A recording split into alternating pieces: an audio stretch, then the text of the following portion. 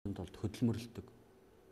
Хөдөлмөрлөж орлогоо нэмэгдүүлэхийн тулд өндөр боловсралтай болох тийм тэмүүлэлтэй болоосоо гэдэг зорилгоор бол бид нар ирээдүйн саятан гэдэг. Та нар энэ үгийг бодоод үзээрэй. Саятан гэдэг бол одоо нөгөө миллионер гэдэг англиар мөнгө доллараар одоо сая доллартай байд хүнийг бол хэлдэг шүү дээ. А нөгөө талаасаа ирээдүйн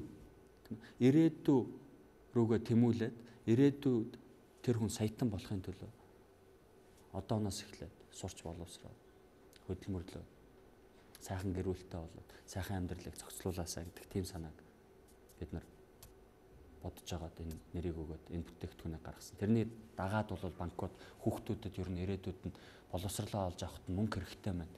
Тэр мөнгийг одооноос эхэлж хуримтлуулъя гэдэг тийм санааг бол төлөвшүүлж чадсан. Одоо бусад манай өрсөлдөгч банкуд дээр энэ бүтээгдэхүүнүүд байж байгаа. Дуйлайн 2020 гэдэг тэмцээнийг сонссноо? Сонссноо дээ.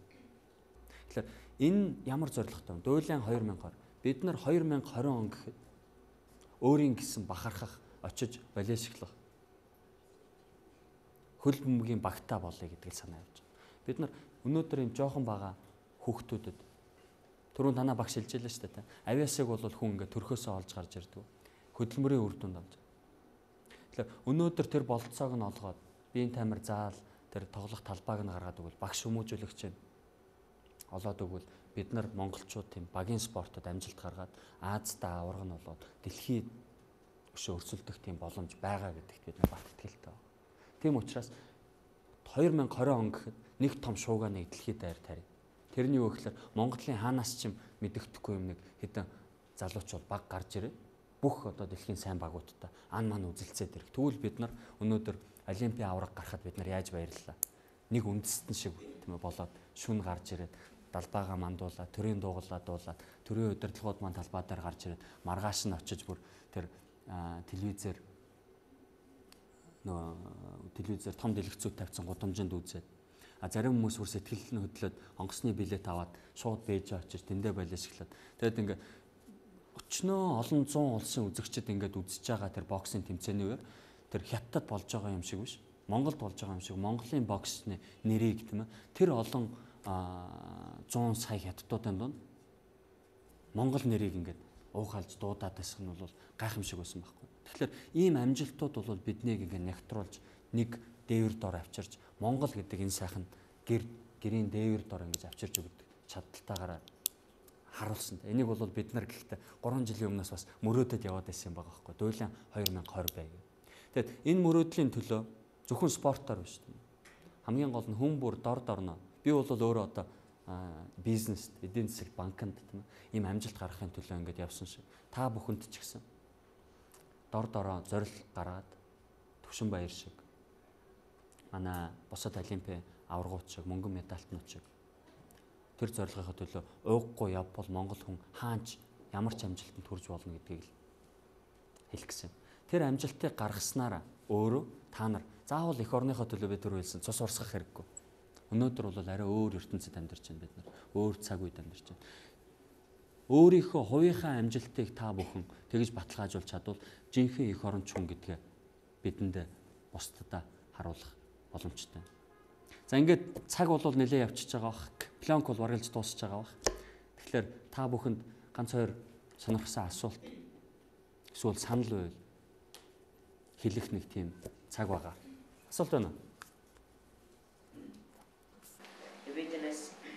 Яагаад ийм мэрэгчлийг сонгосон бэ гэхлээр асуусан. Тэгээд мэрэгчлэх хөө сайхан гэж ярьдаг. Тэгээд энэ мэрэгжлийн одоо яг давуу тал дээр сайхан нэг юу гэж хэлсэн. Би бол сонгоогүй л дээ. Би яг зөв цагт нь зөв газар нь л явж идэг тийм нэг өвцтэй байсан юм шиг байна. Тэгэхээр бол аз гэдэг юм бол байдаг. Гэхдээ аз тохиолдоход одоо ингээ аз хурж яд нэг өдөр алгаддаг байхгүй. Хүн болгон тийм амьдрал чинь мөч тохиолдно. Тэрнийг олж хардаг. Тэгээд олж харахтаа тэрнийг бүрэн дүүрэн дайчилж чадах хэмжээнд өөрийнхөө боловсролын биеийг авчирсан байх хэрэгтэй. Хилтэй болцсон байх хэрэгтэй. Сургуулийнхаа аттестат, дипломыг бэлтгэсэн байх хэрэгтэй. Хүмүүсийн одоо тодорхойлолтуудыг бэлтгэсэн байх хэрэгтэй. Тэгээд бас хүмүүст өөрийгөө ойлгуулж итгүүлж чадах чадвартай болцсон байх хэрэгтэй. Би өөр нэгэн ажил хийжсэн бол бас тодорхой хэмжээнд сэтгэл ханамжтай байх болсон болов гэж бодлоо. Зөндөө юм хийж үзсэн. Түрүүн бас товчхон хэллээ шүү дээ. Ресторанд оюутан багтаа ажиллаж байсан. Тэрнээс их гоё сайхан таашаал бол авдаг байсан. Шөнө орой хүртэл ингээд хинч намайг тэр билетгээ цэвэрлэгээг байхад би тоогооч хийдэг байсан. Билетгээ ингээд зүлгүүрдэд өглөө болтол зогсчихдаг байсан. Хамгийн гол нь сэтгэлээс хийж байгаа юмдаа хандвал тэрнээс өөрөө сэтгэл ханамж таашаал авч чадвал тэгээд амжилтанд хүрэх боломжтой. Сэтгэлээс хандна гэдэг маань бол одоо яаж тайлбарлах юм гэдгийг бол юм мэдэхгүй. Яаж яг тайлбарлах хэвээр. Гэхдээ нэг бас зөрч зүг гэдэг шүү дээ. Давс хийвэл дуустал, ажил хийвэл дуустал. Тэр зарчмыг бас баримтлах хэрэгтэй. Нэг юмыг эхлүүлвэл заавал дуусгахдаа чанартай байлгаж. Зүгээр халтуурдаж маасалтаж бол болохгүй. Тэ. Чанартай хийх хэрэгтэй, сэтгэлээсээ хийх хэрэгтэй. Багш чинь даалгавар өгвөл тэрнийг яг эцсийн цэгээ тавьтал битээ санаа ам. Мэдээж хэрэг бол тэр азын хүчин зүйл гэж бол байна. Аз гэдгийг гэхдээ зүгээр ингээд дээрээс хурж ирээд ингээд нэг хүн дээрээс чи ингээд алтхаа хожуулчихна гэж байхгүй шүү дээ. Хүн өөрөө тэрийг ингээд хайж явах хэрэгтэй байхгүй. Тэгэд зөв газараа зөв цагт нь байж сурах хэрэгтэй.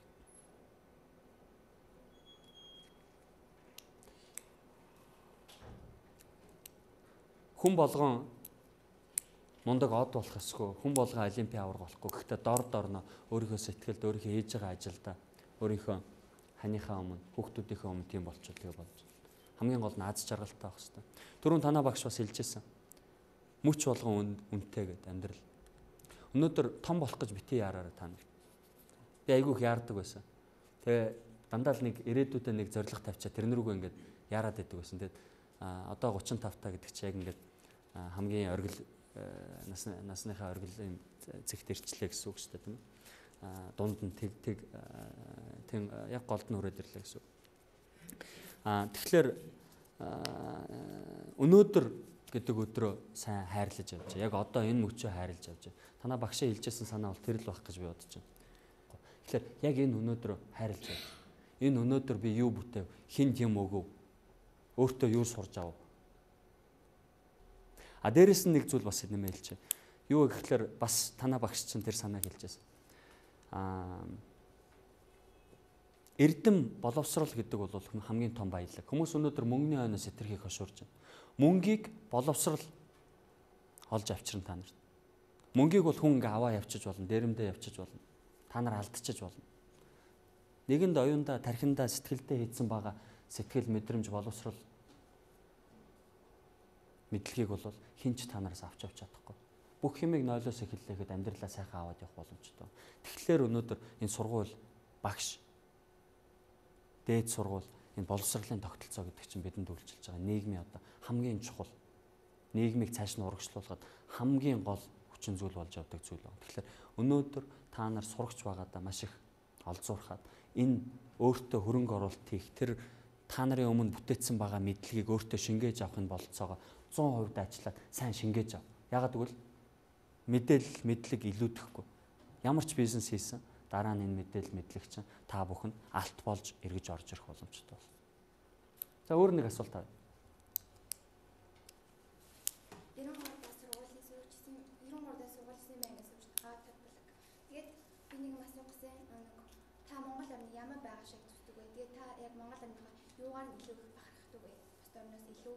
Эхнийх нь Монгол орноо ямар байгаасаа гэж хүсдэг вэ гэж юм? Монгол хоёр дахь нь илүү амархан юм байна те. Монгол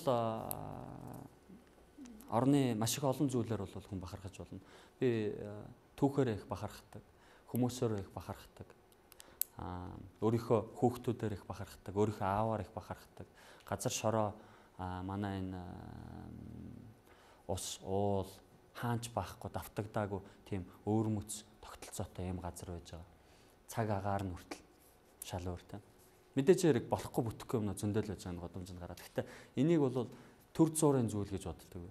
Энэ шилжилтийн үеийн төр зуурын бид нар өөрсдөө засаж залруулах боломжтой тийм хүндрэл бэрхшээлийн асуудлууд одоо нутаач гэдэг юм, хөдөлгөөнч гэдэг юм, зарим нэг жажигнаад байгаа байшингууч гэдэг юм те. Бид нарыг бол бид нар засаад байна. хамгийн гол нь биднэрт бол нөө ирээдүйдээ гэсэн сэтгэл, итгэл, бие бинийгээ гэсэн тэр нэг одоо миний түрүүний яриад байгаа зүйлс байвал бид нар ямар ч бэрхшээлийг даван туулаа гараа явчих болно л гэж итгэж байна. Та нар ч гэсэн одоо өнөөдөр намайг ингээд анхааралтай сонсож байгаад би итгэл улам нэмэгдэж байгаа байхгүй. Ягаад бол та нар зарим нь миний хэлсэн зарим зүйлийг аваад ингээд амьдралдаа бас санаад ингээд амьдралаа өөрсдөө амьдралыг зохиочвол бид нар маш сайхан ирээдүйтэй амьдрах боломжтой. Өшөө сайхан энэ улс орнороо бахархах тийм цаг үе мөч ирнэ гэж бодож байна. Би олимпийн аваргаараа бахархаж байна. Аваргуудаараа ганц биш тийм үү? 3, 5 медаль байна бид нарт. Энтгэх гэдэг одоо тэрбум хүн амтай улсад анхныхаа алтыг сая бид нартаа зэрэгцэж авлаа шүү дээ. Та нар бодоод үзтээ. Тэрбум хүн амтай газар ямар их авиас бидний дунд байгааг та нар тэрнээс тооцоод тоон дээр ингээд тооны машин хийж байгаа бодоод үзээрэй. 2.5 сая хүн дундаас 3 алт гарч ирж байхад энтгэхээс ганц алт гарч ирнэ гэдэг бол анхных нь. Тийм. Тэгэхээр тэр бол бидний одоо үнэхээр бахархах ёстой зүйл, хайрлах ёстой зүйл, хүндлэх ёстой зүйл. Тэгээ бие бинийгээ хайрлж хүндлэх нь бол маш их чухал байгаа. Бидэнд хаяа тэр нь дутагдаад байдаг. Эхний Монгол орн бол хүн бүр нь аз жаргалтай. Инээд баяслаар дүүрэн. Бүгд өндөр боловсралтай. Наад зах нь 2 гадаад хэлээр нэмж ярьдаг. Хүмүүс Монголд сурах гэж ирдэг. Оюутнууд. Яагаад бүх хүмүүс Америкт очиж сурах хэрэгтэй юм бэ? Монголд тэр Америк багш нарыг авчираад би цөмөрөө энэ чи хар орондоо ч юм уу богдуулныхаа затал ч юм уу нэг сайхан юм сургууль зохицолбор барьчих л да. Мөнгө нь байна. Багш нар нь тэнд байж гэн цалингийн төлчий. Тэгээд авчираа сурч гэн. Тэгээд 10 жилийн дараа Монгол багш нар гарч ирээд тэр хүмүүс заагаад өгнө. Хятадууд, Оросууд, энтгэгүүд Монгол төрж ирээ сургалтай. Энд чи газар нь байж гэн, ус нь байж гэн, агаар нь байж гэн. Хүмүүс анхаарал төвлөрүүлээд сурах боломж байж байна. Эсвэл бол өвчтөе хүмүүсийг авчирж эн чинь эмчилдэг тийм том эмчилгээний төвтэй болчих л доо цөмөрөө. Хөдөө цагаан хайдаа уламжлал арга ухааныг хэрэглээд ийм том бүр дэлхийн больниц нь болчих л. Бүх өвчтөе хүмүүсийг авчаа эн чинь эмчлээд. Тэр чинь маш их бидэнд валют авчрах байхгүй. Зүгээр нэг хоосон жуулчлал хөгжүүл ямар хэрэгтэй. Цөмөрөө явцад нь тэр нэг үн өртгийг нэмэгдүүлсэн тийм сонирхолтой өшөө их мөнгө оруулж ирэх тийм салбаруудыг сонгоё л доо. Бүгдээрээ банкер битгий болоороо та нар. Хуульч нар биднэрт бас сайн хуульч нар хэрэгтэй. Эмч нар хэрэгтэй. Сайн багш нар хэрэгтэй. Инженерүүд хэрэгтэй. Жинхэнэ мэрэгчлүүд биднэрт хэрэгтэй. Би өөрийгөө бол мэрэгчлээ гэж хэлж чаддаг байхгүй. Та нарт чи өмнөөсөө л мэрэгжил гэдэг бол инженер хүмүүсийг хэл. Түрүүн хэллээ. Эмч нарыг хэлж болно. Багш нарыг хэлж болно. Эдийн засагч гэдэг би мэрэгжил гэж үзэхгүй байна. Хүн болгон эдийн засагч байх хэрэгтэй. Яг бол хүн болгон мөнгөтэй харьц. Хүн болгон цалин ав. Хүн болгон хэн нэгэн цалин төлнө. Тийм. Тэгэхээр жинхэнэ мэрэгжилтэй болыг бол тоон сайн анхаар. Инженер бол манай энэ уул уурхайн салбар нэлээ явах юм шүү. Тэндээс бид нар эхний үедээ бол нэлээх доллар олно. Тэгээ энэ ангиас 20 инженер төрчвөл манайхан дээр гадны хүмүүс 20,000 долларын цалин төлж байхаар та нартаа 5 сая төгрөг төлөөд тэр ажлыг яг хийлгүүлээ болчих. 5 сая төгрөгийн цалин гайхамшигтай цалин биш. 4 дахин бага гадныхаас. Тэгсэн мөртлөө Монголын нөгөө баялагийг гадагш нь ингээд цацчихгүй. Та нартаа энэ ч үлдээ. Та нар тэр мөнгө аваад энэ их орондоо дотоодын үйлдвэрлэлээ дэмжиж. Та нараас юу гэж хүсмээр вэ? Дэлгүүр рүү явахдаа дэлгүүрт очиод Монгол үйлдвэрлэл өгсөн шошготол юм авахыг бодороо байдаг болов та тийм. Тэгээ энийг цөмөрөө ингээд цаашаа ингээд нэг 5 хүнд ингээд дамжуулаад ингээд хөдөлгөөн болгочихвол энэ нөгөө валют гадагшаа гараад энэ өсөөд бидний амьдралын улам хэцүүдэд байна шүү дээ. Яг бол одоо зэсний үн унтсан чинь гаднаас орж ирдэг валют багахгүй болоод тэр валют нь өнд орчихлоо. Бид нар нөгөө гаднаас оруулж ирдэг нефт маань улам үнэтэй болоод байгаа байхгүй бензин маань. Тэгэхээр хүн бүр 2.5 сая хүн бүгд дотоодын орлуулагч бүтээгдэхүүнээр гадаадаас авдаг байсан юм а орлуулчихвал манай үйлдвэрлэл хөгжөөд манад ажил олголт нэмэгдээд төсөвт төлдөг мөнгө нэмэгдээд бидний дунд эргэлддэг мөнгө эргэлдээд гадагшаа гарах нь жоохон ч гэсэн багасаа. Тэгээд татвар нэмэгдсэн учраас татвараар манай засаг багш нарын маань цалин нэмж өгөөд сайхан сургуулиудын маань тогтчулж өгөөд бүгд боловсралтай амьдрахын гинжин холбоос байна. Гэтэ энийг нэг цэгээс эхлүүлэх хэрэгтэй.